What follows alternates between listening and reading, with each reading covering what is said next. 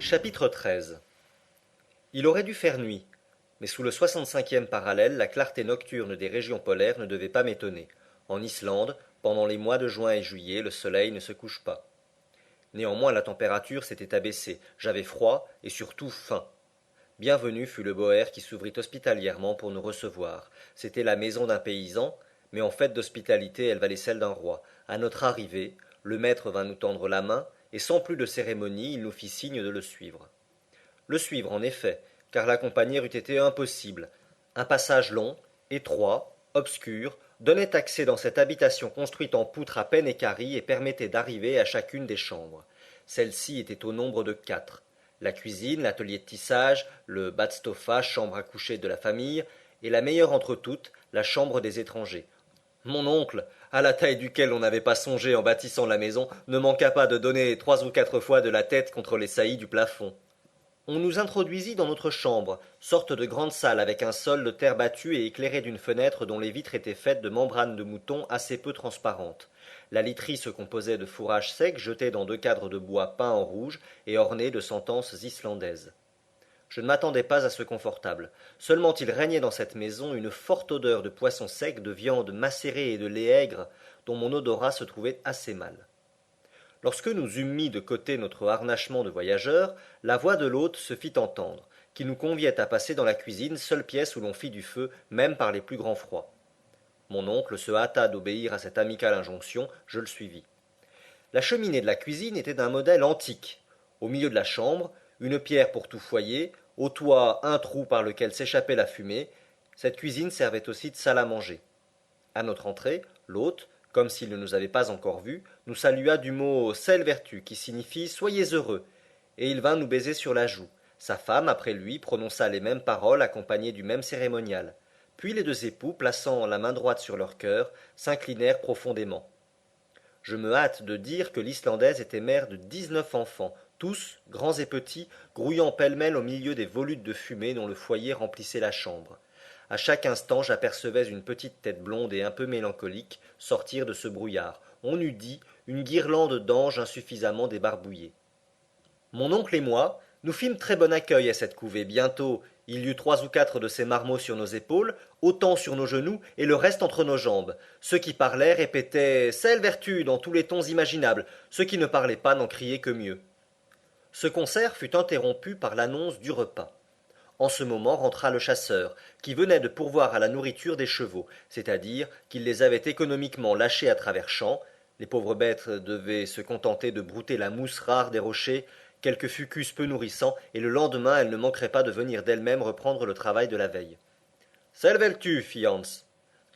Puis tranquillement, automatiquement, sans qu'un baiser fût plus accentué que l'autre, il embrassa l'hôte, l'hôtesse et leurs 19 enfants.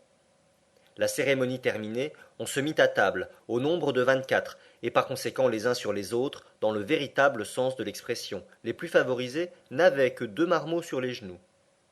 Cependant le silence se fit dans ce petit monde à l'arrivée de la soupe, et la taciturnité naturelle, même aux gamins islandais, reprit son empire. L'hôte nous servit une soupe au lichen et point désagréable, puis une énorme portion de poisson sec nageant dans du beurre aigri depuis 20 ans, et par conséquent bien préférable au beurre frais d'après les idées gastronomiques de l'Islande. Il y avait avec cela du skyr, sorte de lait caillé accompagné de biscuits et relevé par des jus de baies de guenièvre. Enfin, pour boisson, du petit lait mêlé d'eau, nommé blanda dans le pays. Si cette singulière nourriture était bonne ou non, c'est ce dont je ne pus juger. J'avais faim, et, au dessert, j'avalai jusqu'à la dernière bouchée une épaisse bouillie de sarrasin. Le repas terminé, les enfants disparurent. Les grandes personnes entourèrent le foyer où brûlaient de la tourbe, des bruyères, du fumier de vache et des os de poisson desséchés. Puis après cette prise de chaleur, les divers groupes regagnèrent leurs chambres respectives. L'hôtesse offrit de nous retirer, suivant la coutume, nos bas et nos pantalons, mais sur un refus des plus gracieux de notre part, elle n'insista pas, et je pus enfin me blottir dans ma couche de fourrage. Le lendemain, à 5 heures, nous faisions nos adieux aux paysans islandais. Mon oncle eut beaucoup de peine à lui faire accepter une rémunération convenable, et Hans donna le signal du départ. À 100 pas de Gardère, le terrain commença à changer d'aspect. Le sol devint marécageux et moins favorable à la marche. Sur la droite, la série des montagnes se prolongeait indéfiniment comme un immense système de fortifications naturelles dont nous suivions la contrescarpe. Souvent des ruisseaux se présentaient à franchir qu'il fallait nécessairement passer à gué et sans trop mouiller les bagages. Le désert se faisait de plus en plus profond. Quelquefois, cependant, une ombre humaine semblait fuir au loin. Si les détours de la route nous rapprochaient inopinément de l'un de ces spectres, j'éprouvais un dégoût soudain à la vue d'une tête gonflée, à peau luisante, dépourvue de cheveux, et de plaies repoussantes que trahissaient les déchirures de misérables haillons. La malheureuse créature ne venait pas tendre sa main déformée, elle se sauvait, au contraire, mais pas si vite que Hans ne l'eût salué du Seilvertu habituel. Spetelsk, disait-il. Un lépreux, répétait mon oncle. Et ce mot seul produisait son effet repulsif. Cette horrible affection de la lèpre est assez commune en Islande. Elle n'est pas contagieuse, mais héréditaire. Aussi le mariage est-il interdit à ces misérables.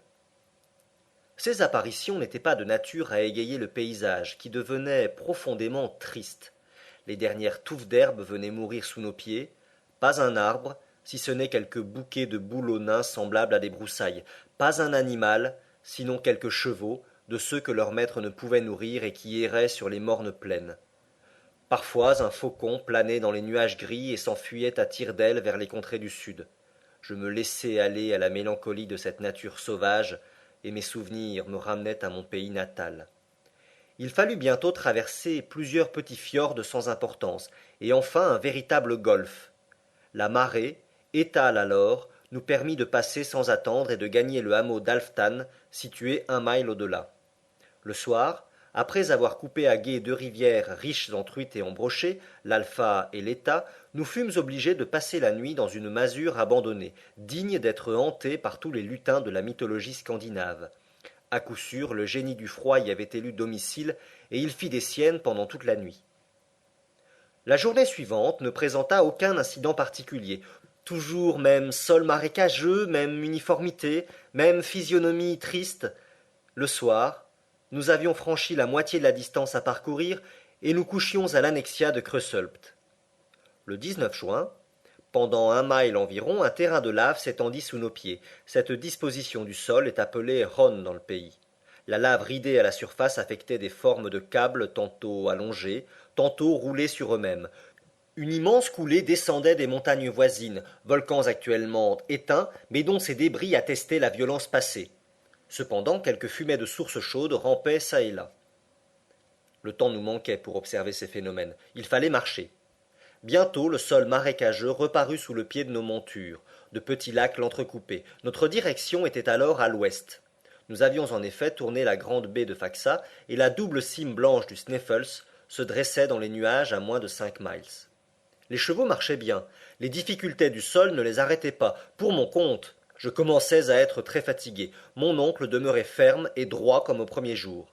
Je ne pouvais m'empêcher de l'admirer, à l'égal du chasseur qui regardait cette expédition comme une simple promenade. Le samedi 20 juin, à 6 heures du soir, nous atteignions Budir, bourgade située sur le bord de la mer, et le guide réclamait sa paix convenue. Mon oncle régla avec lui. Ce fut la famille même de Hans, c'est-à-dire ses oncles et cousins germains, qui nous offrit l'hospitalité. Nous fûmes bien reçus, et sans abuser des bontés de ces braves gens, je me serais volontiers refait chez eux des fatigues du voyage. Mais mon oncle, qui n'avait rien à refaire, ne l'entendait pas ainsi, et le lendemain, il fallut enfourcher de nouveau nos bonnes bêtes. Le sol se ressentait du voisinage de la montagne dont les racines de granit sortaient de terre, comme celles d'un vieux chêne. Nous contournions l'immense base du volcan. Le professeur ne le perdait pas des yeux. Il gesticulait, il semblait le prendre au défi et dire « Voilà donc le géant que je vais dompter ». Enfin, après 4 heures de marche, les chevaux s'arrêtèrent d'eux-mêmes à la porte du presbytère de Stapi.